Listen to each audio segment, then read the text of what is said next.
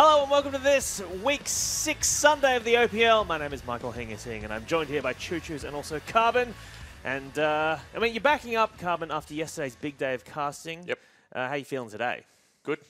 Gave the voice a bit of a rest. A lot of yelling on Friday, a lot of yelling on Saturday. A little bit easy on the desk today. Well, you say that. I'm gonna require some screams from you later on today. Choo Choos, you're backing up yesterday after desk duties. You're filling in for someone quite kindly, so thank you very much for being here. No, I'm happy to jump in. I'm really looking forward to today's games. Well, let's take a look at yesterday's results before we get into today's games, shall we? As we bring them up on your screen. Abyss were too strong for TM, taking them down 2-0. And then Chiefs, too strong for AV, another 2-0. A quick night last night in terms of the series. And some of those games we've replayed. Some of those things we'll be replaying today as Direwolves take on TM. And Chiefs take on Sin. A definitive time for all 4 teams involved, because if Direwolves drop a game today, they can no longer take first place, Carbon. Mathematically, they can, because it depends on our results, of course. Oh yeah, if you guys. Yeah, implode. But assuming we win the rest of our games, I think Direwolves, if they want a really good crack at first, I think they need to 2-0 every week for the next. I think this is their fourth. They have 4 matches left. This being obviously the first of the 4, but they need to 2-0 almost every week, and so there's a bit of pressure on today to make sure they close it out clean. And they're up against TM, bottom of the ladder, so you really think that they should be able to pull out a 2-0 today. And just a quick preview of Sin versus Chiefs as well. That's the battle for 3rd and 4th basically right now. Well, they're going to see if they can do what AV couldn't yesterday. Yeah. For Chiefs, it's like they can still push second. So I think they're 3rd at the moment, and they can still reach second. I'm not sure if Sin can reach second, but I know that Sin would much rather sit in that 3rd seed as opposed to 4th or potentially 5th. All right, well, let's take a look at our first matchup of the day. Direwolves, previously top of the table, now ranked 2nd, taking on TM, who are currently 0-6 in the split. This is going to be a difficult match for TM. A very difficult match for them, Carbon. Yes, this is going to be a tough one. They are coming off a pretty rough loss yesterday. Heartbreaking. That second game was a 40-minute slobber knocker, which they are unable. That's not a word. It is now. Which they weren't able to close out. So that was pretty upsetting to watch as a viewer, and I was casting the game. So look, they're going to have a pretty rough 2 days. Hopefully they've reset after last night and put on a better performance today. Yeah, I mean. Yeah, heartbreaking performances. I would like to praise T-Gun especially, who's been stepping up lately. Direwolves, very good opponent. You'd really hope that they can get through the landing phase and get some good team fights. Then for TM then, if they are going in as underdogs then, obviously they're still going to be playing to win, but if you're their coach or you're a fan, what are you looking for as a takeaway from today? I think the big thing for TM is just trying to keep it competitive, not letting themselves get run over. We've seen in the past few weeks, some games just seem like an absolute wash. I mean, Chiefs versus AV was pretty tough last night. Like a Regicide versus Direwolves. I mean, Regicide versus, who do they play? AV. AV as well. I mean, that was also a complete wash. So it's, I think for TM fans and for TM, for Cyclone, the TM coach, I think today, just seeing some competitive games, even if they lose 2-0, if they're close, if both games are relatively close, I would even take just a good lane phase. Yeah. Like if they can just put together a good 15 minutes, that at least gives them a base that they can then work off. Because it's so difficult to review games where you just get slaughtered before you have a chance to do anything. That's it, especially from a coaching perspective. If you, we know better than a lot of people that if you lose in laning phase, you can't really. You might know that. Do you remember your series versus Direwolves, the grand finals, last split? No, I don't. You don't? His split's been blocked. What about your series versus Direwolves? All right, guys, let us not really relitigate your very well-versed losses. Let's talk about some matchups, actually. I want to talk about this mid lane matchup. Fantix going into Shock. Fantix, one of the strongest mid laners in the OPL, coming up against Shock, a young guy who has, I guess, been underperforming. And when you look at this, I mean, Fantix's KDA, more than double his opponents in this matchup. I believe you brought that down, Tim. Fantix KDA? Fantix KDA, yes. I think it was around the 5 point something before our game. Look, Fantix obviously an extremely talented player. I think he's been pushing for that #1 spot. I think he's been making a claim to being the #1 mid laner in OS. Certainly last split, I think, and this split again, he's doing the same. Shock, on the other hand, I mean, you say he's underperforming. He's a rookie. It's his first ever split. I would say that we don't really know what his standard is yet, and I don't think it's fair to say, you know, he's under or overperforming because he hasn't really set a benchmark for himself other than what you see on screen. But you'd like to think that he could do a little bit better. Yeah, I mean, from those statistics, you can really see what they offer to their team. Shock is usually quite a utility-based champion pool into the Karma, the Orianna, even the Galio he recently played. While Fantix, 5 games of Corki into Kassadin. 1 Kassadin, and he obviously does a lot more for his team. 9.8 CS per minute average. Yeah. So like Loves to farm. Like he's always fed. He's always strong. He's always doing a ton of damage. Shock does play a lot of utility. You have to wonder whether that's a choice by him or whether it's like his coach's decision. Like playing something like the Galio or the Karma or even Zilean today might like shore up that weak lane phase that he will have against Fantix. But then again, like when they play those champs, they put a lot of responsibility then on the bot lane on low. And I think what we saw yesterday was that maybe isn't the best strategy for them. I mean, I don't know what's going on in scrims, but we could see the 80 carries here. He's up against a tough opponent today, King. Yeah, and it's definitely a hot pick here. It looks like Caitlyn is going to be a contested pick for both of these 80 carries. But we saw last night, despite Caitlyn's nerfs, if you kind of take the attack speed runes with her, Blinky. Yeah, like Blinky did, do a lot of damage real quick. Yeah, I think that was probably one of the best laning phases we've seen out of the nerf Caitlyn. Jakey and Blinky playing that one. They got a lot of damage, a lot of priority on their bot lane. Kind of, changed my opinion a bit on the nerfs and how people can utilize it. The thing about Caitlyn now is that, like, she still has that extremely strong lane phase. Because what they nerfed, they halved her damage, her attack speed growth per level. So what they nerfed was really her scaling and not her lane phase. So her lane phase is still extremely strong. Very easy to get priority, very easy to get chip damage on the tower, especially if you have a good support matchup. But the problem is that they've kind of we used to talk about like a mid-game trough when we spoke about Caitlyn, and they kind of made it like deeper, deeper trough. It's a deep trough. It's like the Marinaris Trench. Yeah, it's like it's all the way down here. It's a pretty good geography joke, you guys. And what that means is that when you fall behind on Caitlyn, like we saw with TM yesterday when they lost their tower first in both games. Dials as well. Yeah, as well against you guys. When you lose your tower with Caitlyn, you just become utterly useless because it's not that the old Caitlyn where you get 3 items and all of a sudden, oh, now she's online. Doesn't matter that she was behind. She's got 3 items. Now she's going to carry. Like, even with 3 items, she's not the same carry that she was. And so what we see and kind of the issue I have with the Caitlyn, especially for TM, is that it's like a double-edged sword in that regard. Like, I think they pick it because it gives them a strong lane phase. So it's like, okay, we're going to give low Caitlyn, and T-Gun's going to get maybe counter pick on support. That will mean that their lane phase is going to be safe. They're not going to die. They shouldn't lose first tower.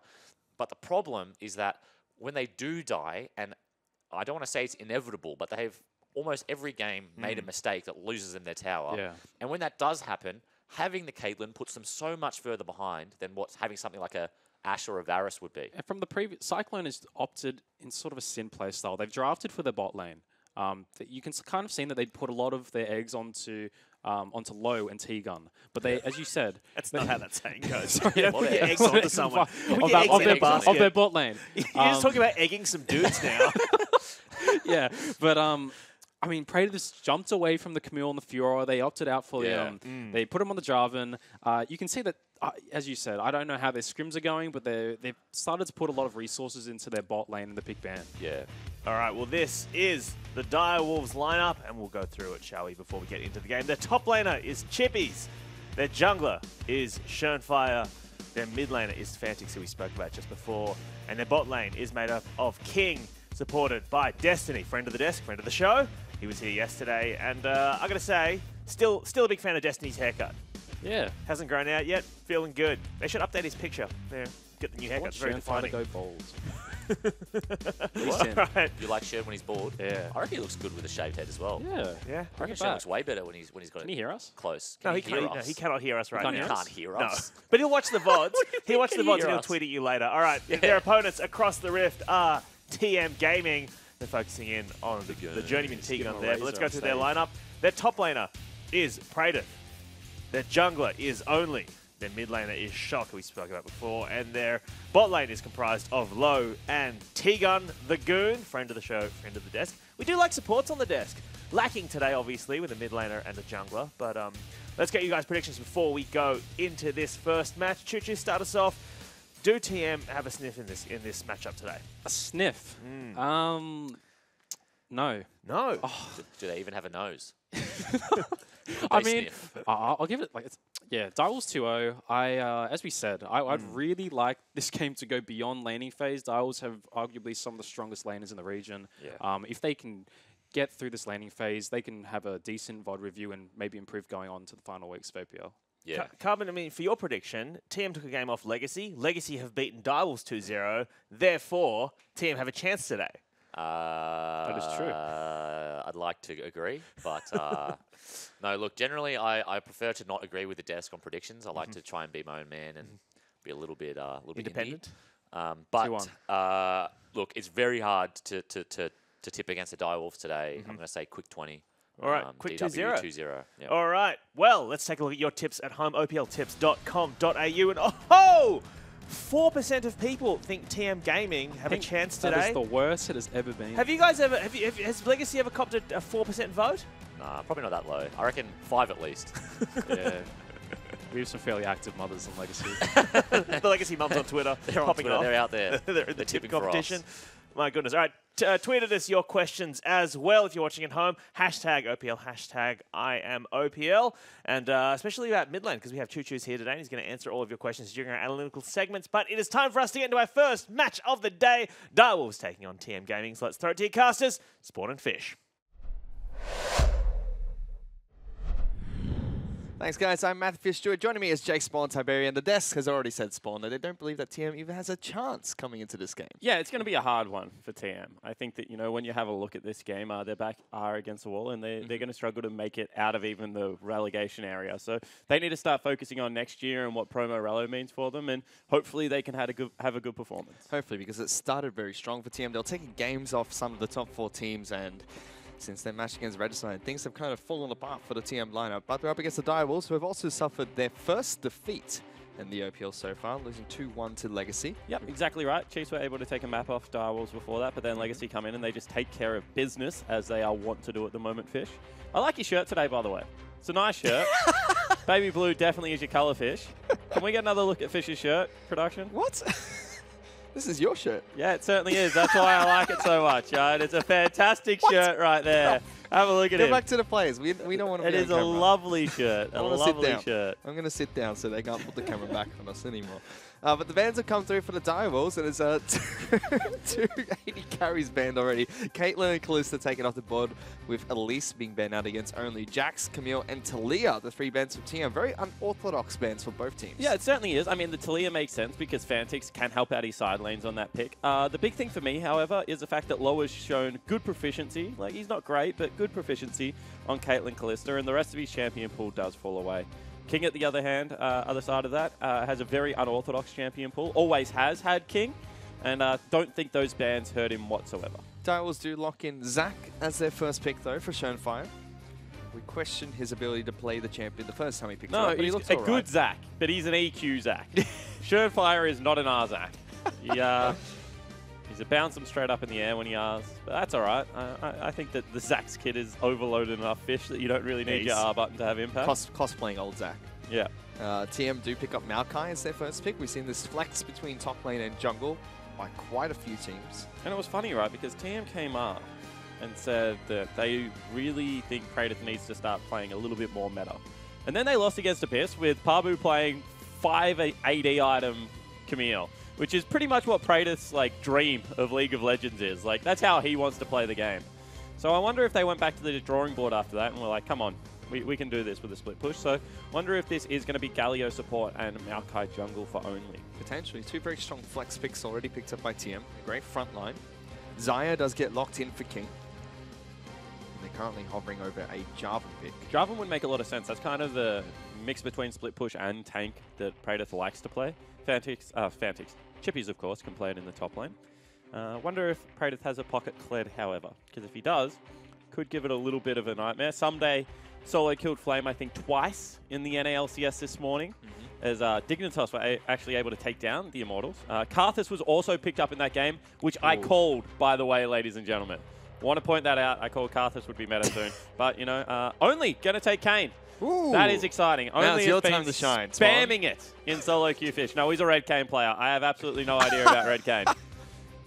First Cane in the OPL, correct, Matthew Baugen. Thank you very much, Mr. Producer Man. But this will be very interesting.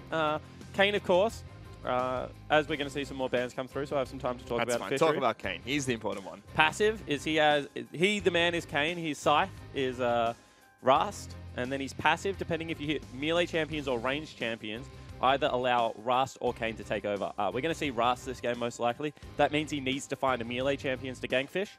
He will transform into a red creature or a green hammerhead shark, depending on which skin he uses.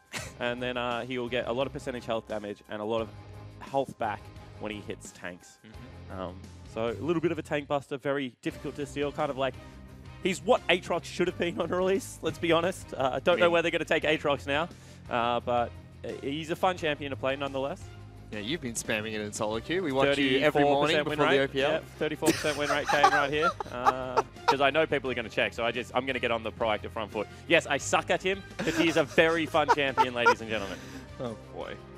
Well, curious, because we have seen it flexed internationally through the mid lane, potentially top lane as well. Potentially. Juves is a big fan of the top lane Cane. But the final bans coming through are going to be Tristana, Zilean from the Direwolves, as well as Rakan and Trundle banned out by TM. And that's smart, getting rid of the Zilean, probably one of the safer blind picks. Low now has to take his AD carry. Ashe would make a lot of sense here. I don't know if it wins as ILA lane, but it is the kind of utility that you need. And now they have some initiation to go with their squad. And the final pick, first pick in the second draft phase is going to be Ashe, as you mentioned. Let's see what Direwolves decide to respond with, because now they've got to show their hand. TM still have plenty of flex picks to work with. By the way, the other thing I like about Canefish, just going back to the other pick, so yeah, Corky, who saw that one coming? Not me. That's Twa. Oh, if he didn't play Kassadin in their final game, oh, it would have been a great Corky spree. So Cane can start anywhere in the jungle.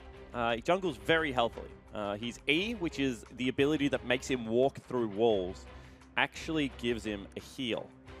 Which means as soon as you get to level 3, you pretty much sit at about 60% health or above at all times.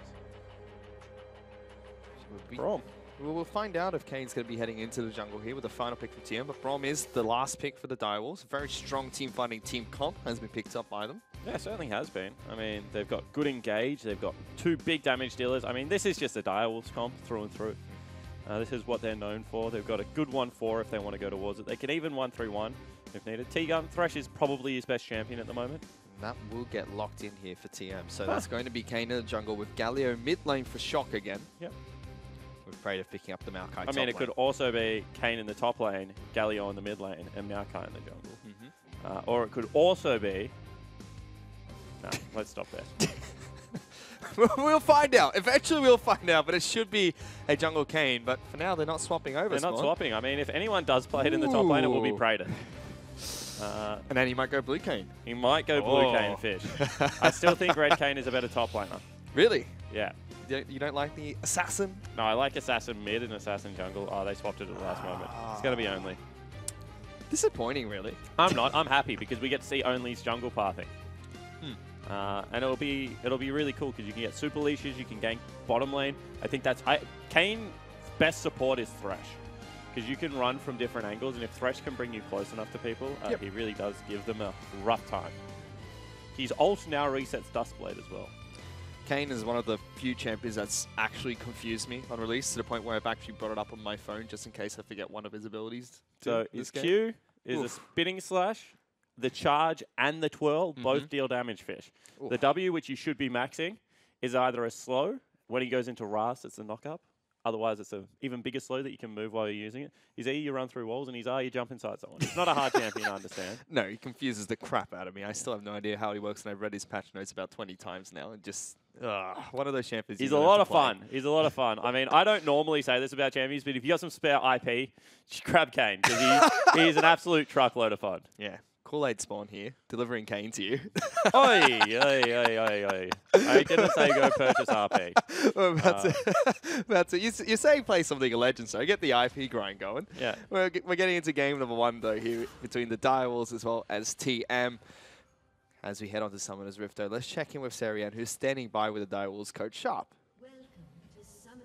Thanks, guys. I'm here with Sharp from the Direwolves. Now, you've taken quite a few champions away from Low in the ADC role. Do you see him as a threat, or are you doing this to try and push him onto something he's not comfortable in? Well, since Kalista, we obviously prioritized Kalista at the moment. So once that was off the board, getting Xayah was probably our next best idea, and then Tristana's just a pick that does well into Xayah. So we just didn't really do it to target him. It's more just to get a favorable matchup for Calvin. And we're seeing Kayn in the OPL for the very first time. Have you had much practice going up against him? No, we actually haven't versed him nearly at all. So, Be in interesting. scrims, yeah. But yeah, it'll be interesting to see how it goes. Like everyone's been versing it and playing a bit of it in solo queue. So, yeah, it'll be fun to see how it goes. Well, best of luck and thanks for talking to us. Thank you. So Sharp coming into this game, second place team on the ladder against the last place team, and still very respectful to the bottom lane of TM. Yeah, I mean, that's a smart way to draft, right? All of a sudden, you have a look at it and you're thinking, I don't really want to give away counter picks or things like that. T-Gun does go in. He's been caught out here. He's going to get stunned up. Fancy's going to come in for a bit of He's going to damage have to as well. flash fish.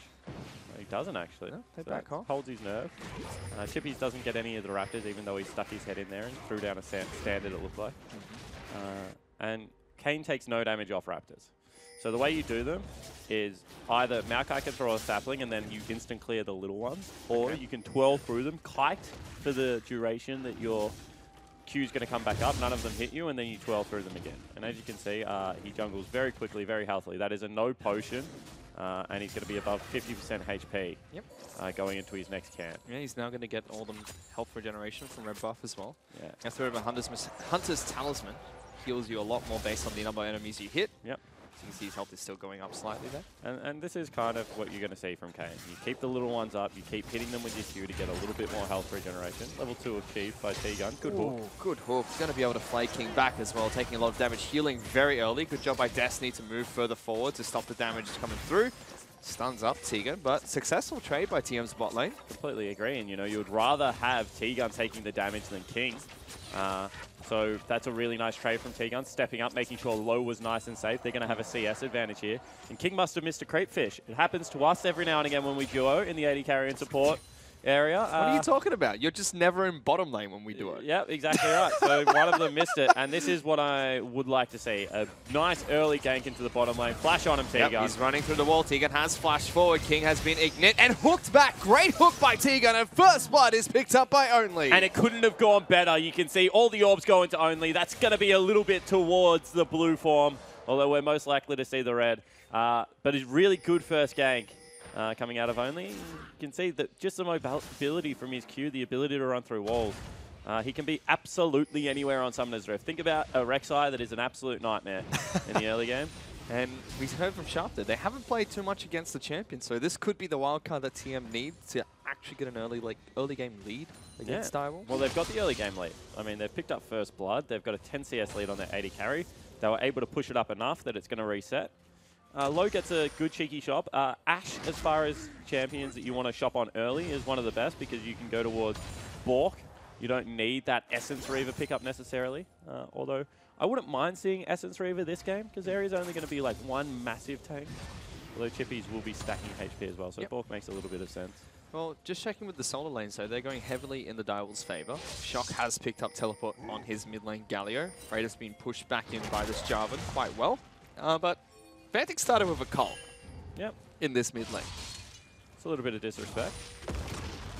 Big crate wave top lane. Yeah, there is a Zac waiting in the wing zone. He's going to jump in. Shermfire jumps on top of Praetor. He's taking a lot of damage. No mana left for this tree, and that's a simple gank and questionable position coming out of Praetor. Yeah, it certainly is. Just look track of where he could be there, Shern. He had a ward outside of the brush, but with the blast cone, it's kind of a greedy ward now, Fish, that one.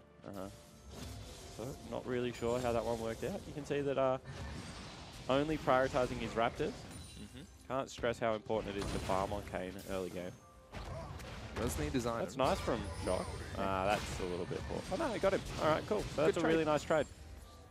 Shock's been doing well on this Galio pick. It's one of the more comfortable champions we've seen him on.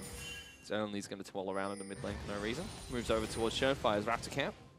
And I want to see Only is maxing Q.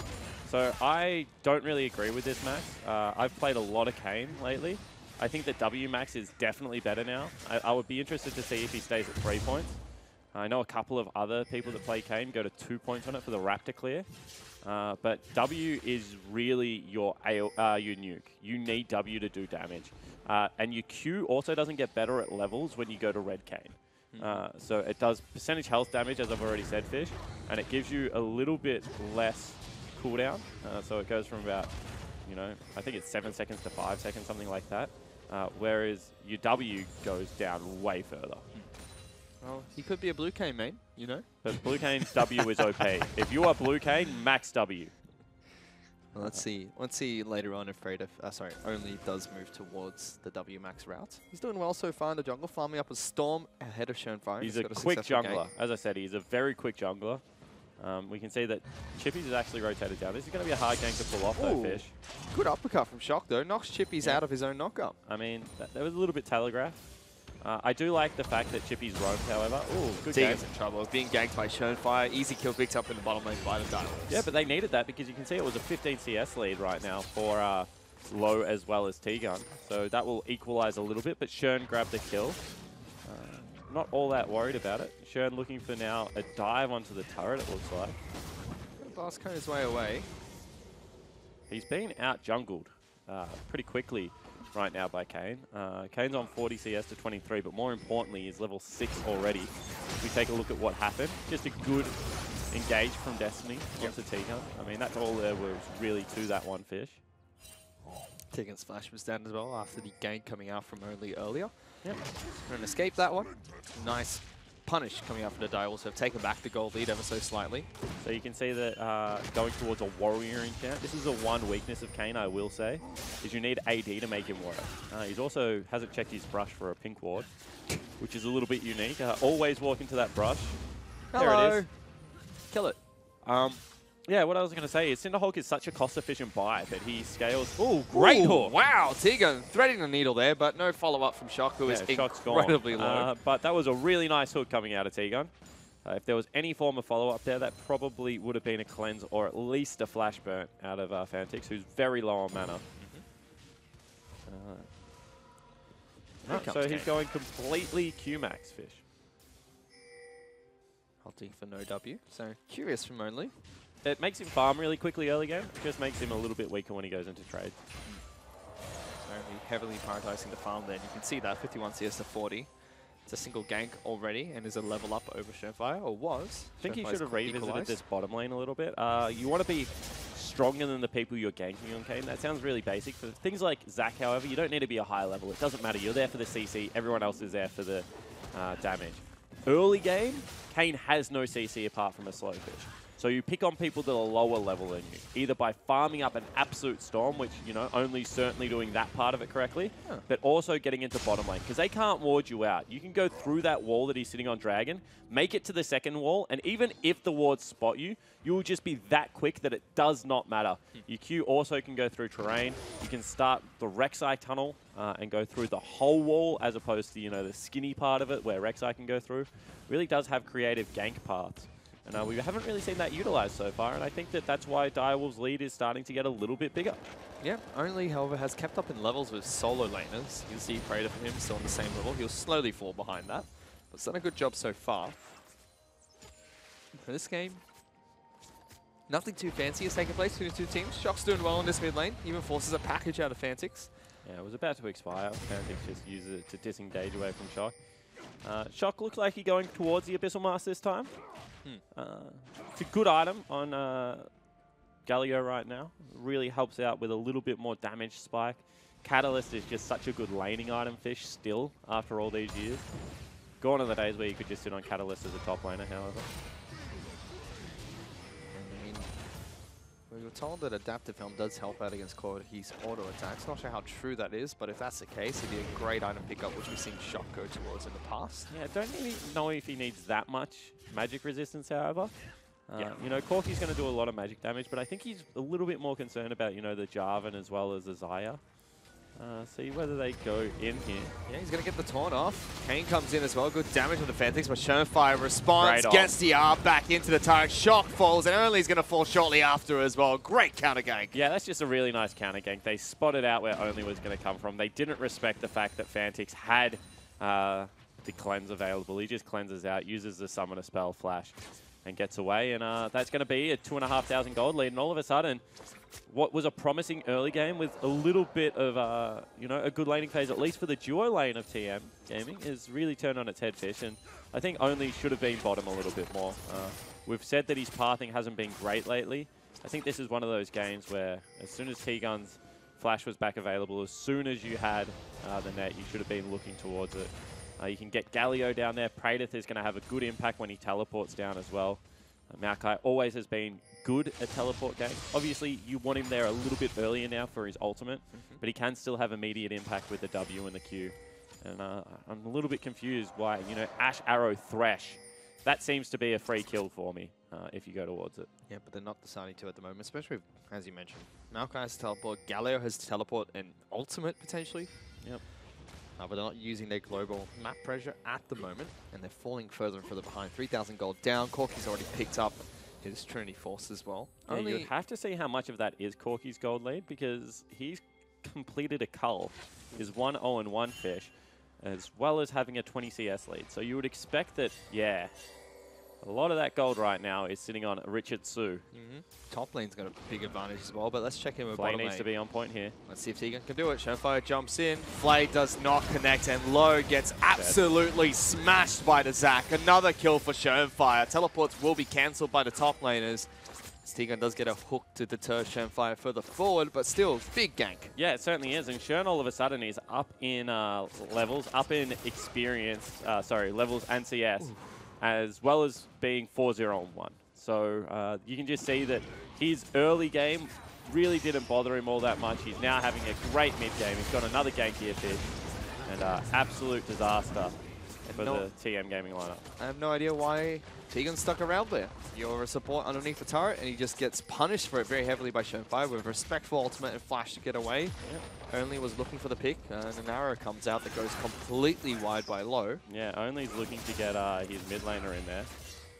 But it's just not going to work. I mean, all the push priority out of this Trinity Force Corki has already come through. Yep. And honestly, for TM, this was such a promising start to the game that has fallen apart so rapidly after what was a great first kill. Now they're 4,000 gold behind the dial. Shock has picked up a catalyst for himself, and he's not doing well in this mid lane against Fantix. It's also 13 minutes, and Kane still hasn't got his transform. You want an 11-minute transform. Ideally. In laning phase, you can get the 8 to 10-minute transforms if you're really harassing out hard, in mid lane or in the top lane. But as a jungler, 11 to 14 is generally the sweet spot, 11 being a very good game. And you can see that Only still has not been able to pick that up. And he will not be used, as a ganker, he's completely fine before the transform.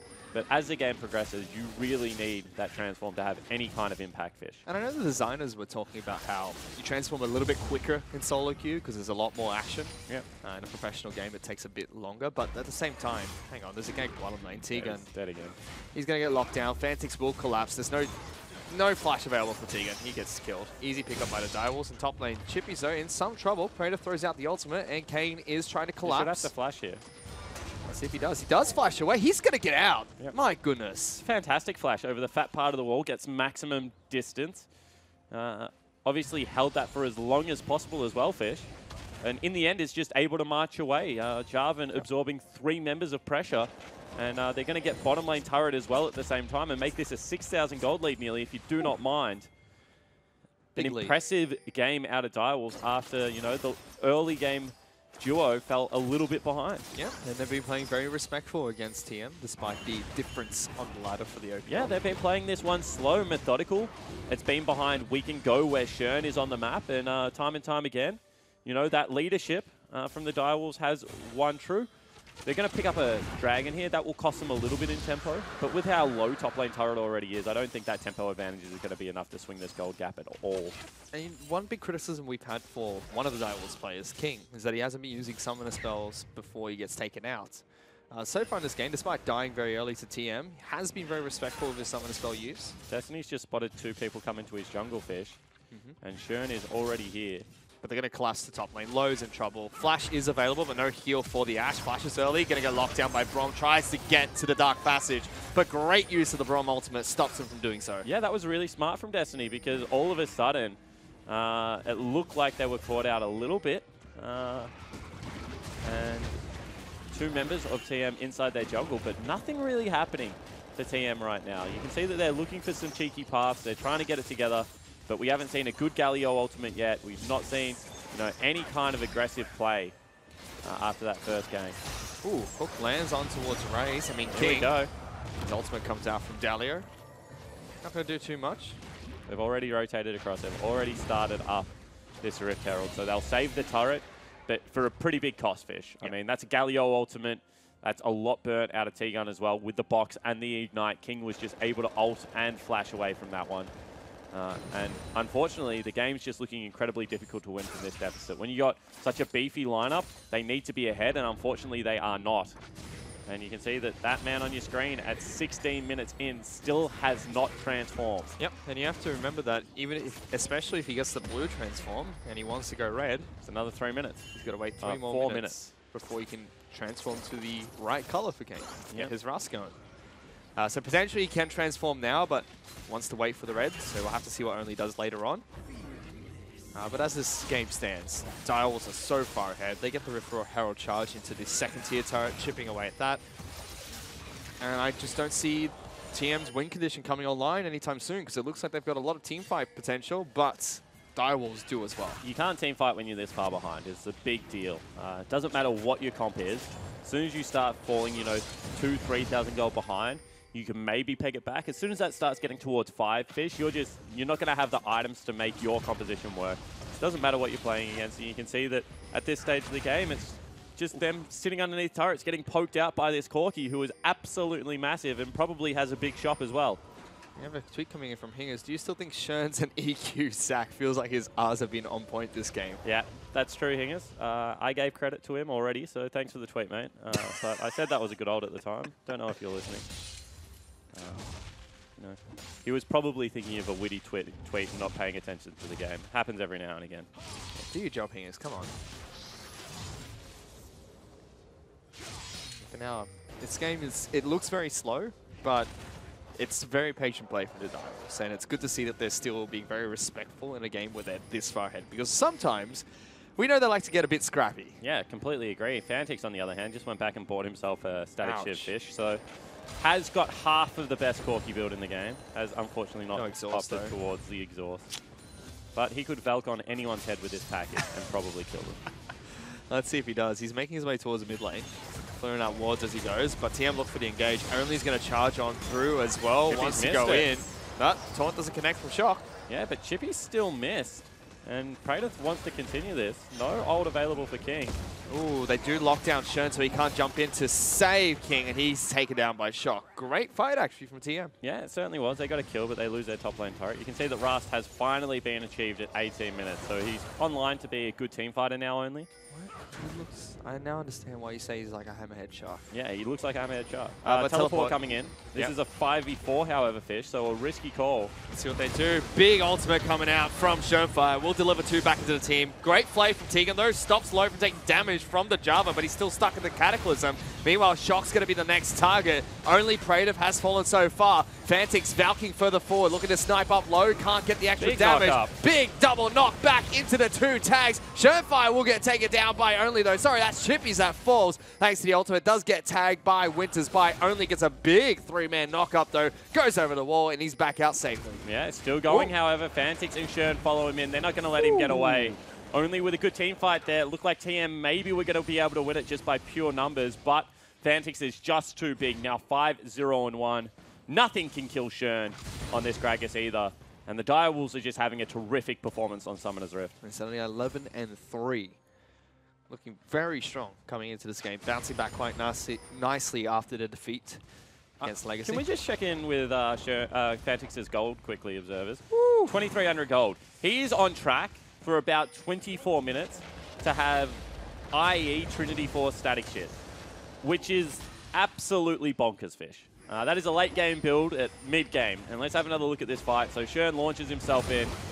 This would have been a great ultimate, but unfortunately interrupted by another great Let's Bounce coming out of Shern. You can see that Chippies had already kept people together. Shock, unfortunately, headbutts a wall because that is exactly what Cataclysm is. And Fantix just continues this aggression. T-Gun now caught out. Going to try and get over the wall with a hook. Unfortunately, is just too damn squishy. Top lane though, fight coming out from Only and Praetive. He does miss again, but Chippies is going to pop the Cataclysm. Can he jump back out? Does not. He's inside him.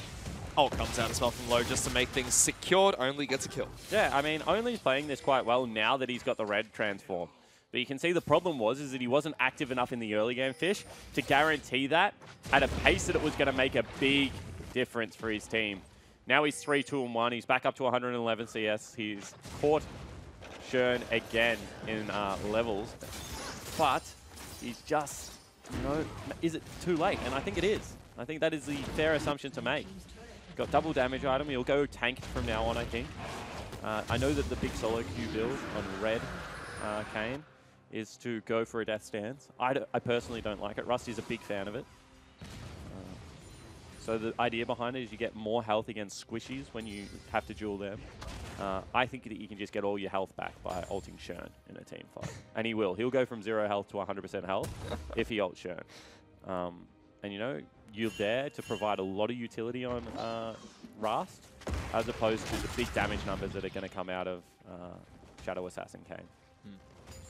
Well, do you know he's Zed's disciple?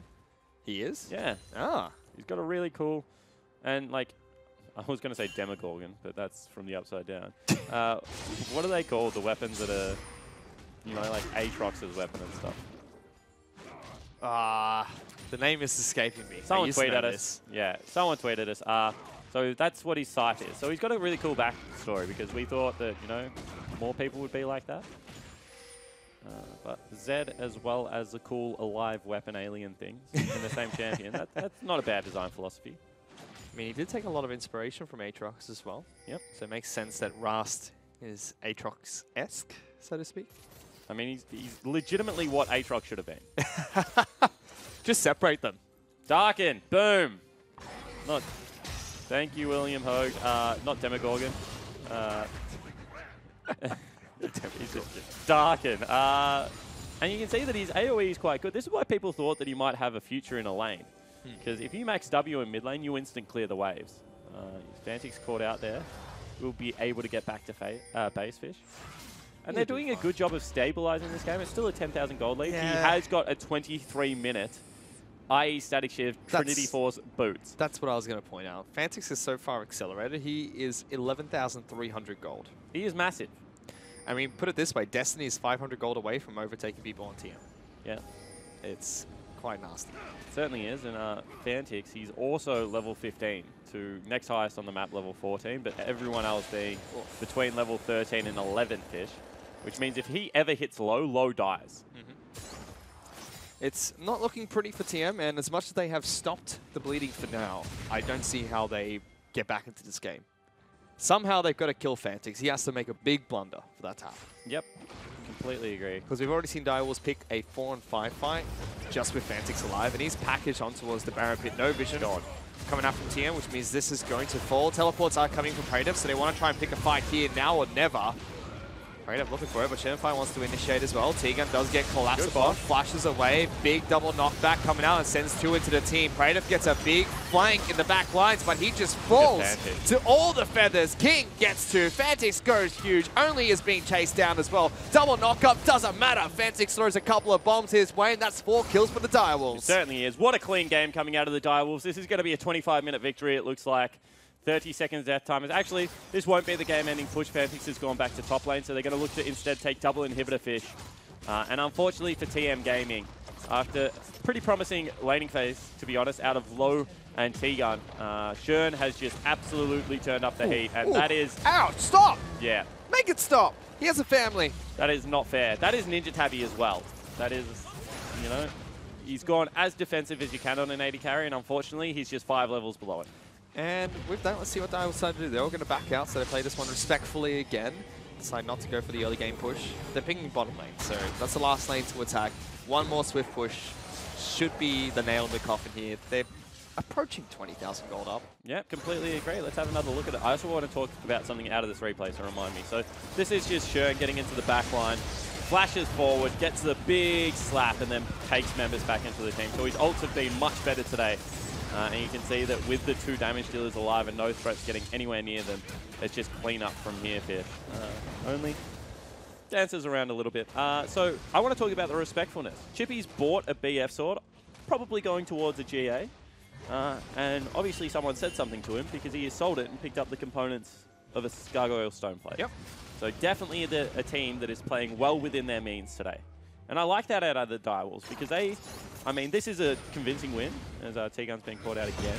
Teleports are coming in from the Direwolves. Looking to fight this one. Fantix. One auto attack puts Only down to half health. Will delete Praetive. Ultimate comes out. Low is dead. Only's trying to run away. Meanwhile, Shock force the flash away, but you're running straight into a Corki who is incredibly fed. 8-0-6 for double kill for Chippies. T-Gun's an extra 4. Make that 9 kills with Fantix. Yeah, exactly right. Fantix has carried this game, and it looks like the Direwolves will pick up a win.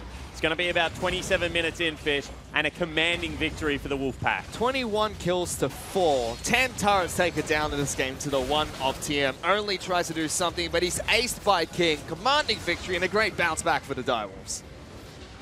I mean, there's not really all that much else to say about it. It was was just a good, clean game of League of Legends. They needed to come in today and take care of business, and that is exactly what they did. That man on your screen probably wouldn't be happy about being first blood at Destiny, but everything from there, I mean, good news. You also have to remember that currently Direwolves are a game behind Legacy, who are leading the pack at the moment. If they pick up a 2-0 here today, they get all 3 points. They make it so that it's only, I believe, a point that would separate them and Legacy, which is important. It certainly is, and it's important for all of the top teams at the moment. We're going to see Chiefs take on Sin Gaming. Ooh. People are saying that's a battle for third place at the moment, but if Chiefs pick up 2 victories there in quick order, they also keep touching distance. They're obviously not going to probably catch Legacy because Legacy and Chiefs only play once, and Legacy look like they're going to keep winning. Yep. But the race for the top 3 right now is crucial because all of them last split were dropping random games against, you know, Sin and Abyss.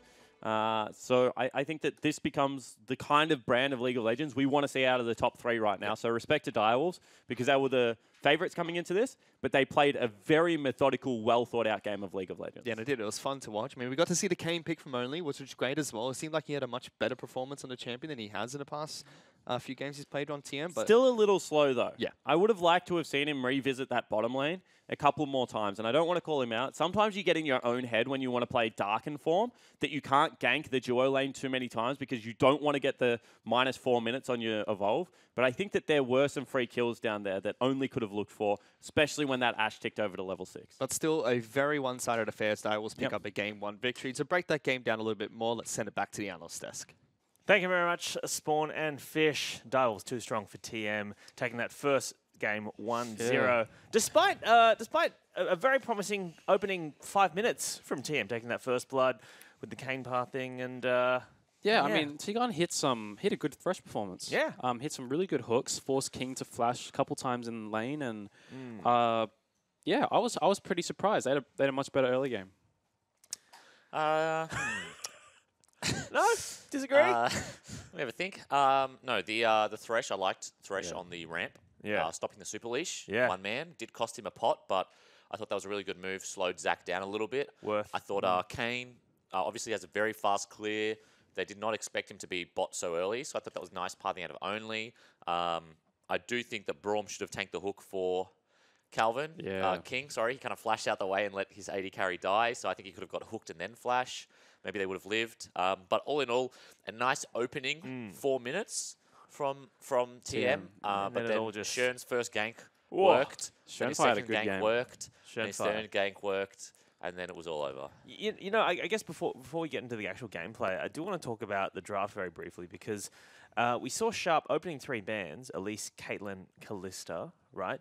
So we were talking about this earlier, right? The bot lane, is that where it's going to be decided? And they're targeting bans towards low. You were saying potentially leave the Caitlyn open, but they're trying to push him onto something. I mean, do you think they see him as a threat? Sharp said, no, we just want to get a favorable matchup for King. I think in terms of like the players and like your mindset, like going into the game, I don't think they would see him as a threat. Like they wouldn't look at low and be like, oh, like he might carry the game. Like we have to ban him out. But I think it's more of a case of like, if you look at if you were to take the nameplates away from the draft, and you were like, okay, well, like red team likes to play around their AD. So blue team decides to remove ADs, give their side a good matchup. TM still picked the Galio, so they're still lacking damage in the mid lane, playing for their AD carry, just that this time he has to play Ashe. So I think while, Sharp will say, like, no, like, it's not about low, like, it probably isn't about low the person, but TM the team, I think it's a good draft. Yeah, they played a very similar draft to what they played yesterday. Yeah, the exact same draft. Essentially the same draft. The only thing that's new is the Kayn. Yes, the only thing new that is the Kayn, and I don't think the Kayn necessarily did too much different. I think only had a good performance. This is the first time we've seen it in the OPL. But yeah, the target banning onto low, I'll just yeah, but he's not a threat. They don't see him as a threat. Like Sharp said in the interview that they just wanted to ensure a good Xayah lane. They're just giving like respect in the matchup. Yeah. I thought the Kayn was pretty good. I thought the parting early was good from the Kayn, but there was a bit of a fumble in the mid game where we saw Shern pull off a nice counter gank. Oh yeah, on the mid lane. Yeah, which we can see here. Fnatic doesn't have enough for Valk, so it's a creative gank from Only, but then Shern just flies in from the side. Right place, right time. Neither Shock nor Only flash out of the Zac ult, and they just get absolutely rinsed. You guys didn't hear it, but about a minute before this, I said, I said in 1 minute something is going to go horribly wrong for TM, and sure enough it did. There it goes. I have to say that up until that point, despite bot and top dying, like the score was 2-1, they were only about 800 gold down, and like you were saying, it was looking like a decent early game for them, and maybe that they were hitting some of those points we were talking about TM got to be competitive, and that's enough. But I feel like that was, again, like yesterday, like they're trying to be proactive and they're just fumbling really hard. Yeah, I kind of liked it though. Like I like that you're willing to make a proactive play against such a formidable team as Direwolves. Because they could have made the decision to just Kayn super hard power farmer of the jungle, just farm hard and then scale. You've Galio. You've got a pretty good team comp. Can I ask you, those guys both died with their flashes up just then. Yeah. Right? I know you're a big fan of get your flash out early. Yeah. If you're up against a team that is, I guess, if you're going in as underdogs into a match like this, would you recommend flashing early and wasting a flash potentially, or would you rather see people just die with flashes up? Just to get through... Like if you're just trying to get through the batting phase. That's not a question. You have to, right? You have to. You have to, because you don't want to... Yeah, you don't want to lose in laning phase. You don't want this game to be over. Like, just then, they both had flash. Like, you could easily say, in fact, I will say that not flashing lost them the game. Yeah. Like, in that replay, not flashing, double kill, one kill to the Corki, who was already up 10 CS per minute, started the game with a cull, had no respect for the Galio. Yeah. 10 CS per minute with a cull. You give him a free kill. I think he might have even gotten a blue buff out of it, because Shern stole his. So, that was just a massive fumble by TM. I like the idea, yet no mana for Valk. Absolutely. But, yeah, alas, Shern, right place, right time, and no flashes. Zac. Well, you mentioned already, Choo Choos, that TM playing a similar comp to how they were playing yesterday. Did you feel like it was better or worse in terms of execution? Oh, pretty close. I mean, this game is over in 27 minutes. So this is the mid gank, mid fight. Shernfire in great positioning again. Has a great let's bounce. T-Gun, great Thresh performance. Flashes Chippy's away. Chippy's forced to leave. But the biggest thing that I'd like to highlight is how Shock again didn't manage to get his ult off. Similar to the game versus AV, this Galio hasn't been getting his ults off, and it is changing these team fights. So you can really think this is the first big team fight that happened in this game, and it just makes me think if he did get that Galio ult, would have been different. So mechanically, I mean, is there a thing you should be doing to get your ults off, or is it just they're targeting him and interrupting the ults? They're interrupting him. Yeah, it's just bad positioning. Just bad positioning. Galio, they funneled into the mid lane. Shernfire was in great positioning, and they just essentially caught them in a trap. If you're Galio, you don't want to be in the team fight when it starts. You want to be away from the team fight and ult in. Yeah. But because they're always fighting around mid, or at least this game, they were always fighting around mid. He never got the opportunity. They were also, because Praedyth was often late to team fights, they were starting team fights with their mid laner and Galio as their front line, which meant that, Before that that, then it you was- can't ult in because you're already in the fight. They burned Maokai ult before that team fight, so they did miss one of their crucial engages. Yeah, but you can't look. It's very difficult to look at like. You're getting stressed out. Well, You're it's like the 15-minute mark. It's like the game was. It was just like It was 8K just down, cooked. 15 minutes. Yeah. Like they couldn't do it. Like they couldn't do anything. Like you can analyze it as much as you want, but ultimately, like they were just this Corki had 3 items at 21 minutes. Well, let's bring up some and graphics. Sork boots. Let's bring up some stats okay, on Tim. Fantix. It's not okay. It's okay, That's Tim. not okay. Did you see him kill He's that got Ash? over 10 CS per minute here's now. the thing. kill Now, the here's the Ash top thing. lane? Yes, it looks Far great, out. but okay. Corki into Galio is a free lane, so as much he had a great game. He had a great. I'm not trying to say? I'm not trying to discredit. He's arguably one of the best players in the OPL. But yeah, he had a great landing phase. Farmed really well. Schönfire helped him a lot with that counter gank in mid. His damage champs, I think, was the highest. Like, definitely was the highest in that game. Yeah, it would have been. But yeah, giving this guy Corki is brave. I'm not sure if they're going to do it I again. think they got to retire the Galio. Yeah, they retired the Galio. They banned the Corki. Maybe they banned the Zac as well. Look at that. This must That's be working for disgusting. TM though. Like they played this comp yesterday and it lost early game. Yeah. Except then they executed it once, and it did work when they were 10k behind, and they chose to do it again today. Who's going to kill this Corki? No, you ban the Corki, you put him on Who's- to Kassadin. I mean, take away the damage, take away the gold, take away everything. Who on the red team is supposed to kill blue team's Corki? Here's the thing, in this meta, it's not necessarily about killing your AD carry, or you can pick a dive comp, but this meta is all about tanks and frontline. Okay, but can Corki kill everyone on the other team though? Yes. Yes, he can. Well, you know what I mean? I don't know. I This think the game- Galio. I mean, I like the flex Galio. Yeah, I could get down with the flex, but But then because you're picking so many tanks as well, you're picking Maokai, you might be picking a tank jungler as well. Does that flex become less potent because you're going to end up with a tank in potentially jungle top and mid? maybe. I mean, it's more about the support. Like the flex is about the support pick. So like Right. T-Gun is getting Thresh, which is like the best support in the meta right now, and he's getting Thresh into Braum, which is a decent matchup for the Thresh. So it's more about T-Gun getting a good matchup than the Galio itself. But Galio mid, it's not a good look, I don't think, for TM right now. I liked it a lot more when we saw it in support. When we saw Galio support, that was the 40-minute game, I was about to right? say. Yeah. So yeah. I much prefer, if they want to play it, I much prefer it in a support position. And I think that if you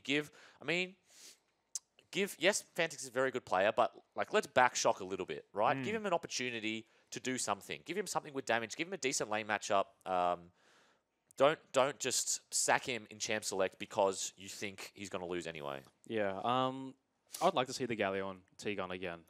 The guy's been playing great on every champion he's been given, but they did the most success they've had in all of their games over the past 2 weeks has been on Galio support. So I definitely think they should consider that, and I would like to see Shock back on Syndra or Orianna, and give this guy a chance in laning phase. Well, yes, we have a tweet that's come in from a coach who's about to field a team. Oh no. Bensel has tweeted in, coach of Sin. At Chuchus, how do you beat Diana in lane? Hashtag I'm OPL. Are you laughing because he's Has this happened? Have you been dumpstered by Diana recently? That's old mate old Rhymeister. It's old meme. You beat it by getting this guy to help you out.